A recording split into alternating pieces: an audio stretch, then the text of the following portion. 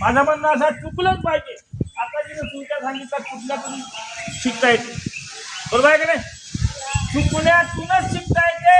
म्हणून चुका चुका चुका चुका करा आणि चुका दुरुस्त करा, बरोबर आहे ना?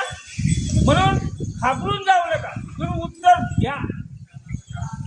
दुसरा प्रश्न, मंगळ ग्रहावर सूर्यमालेतील सर्वात जास्त उंच व लांब पर्वत कोणता आहे?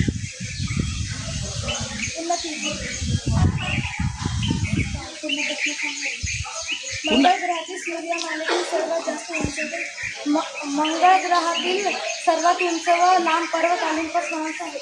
हा कोणता?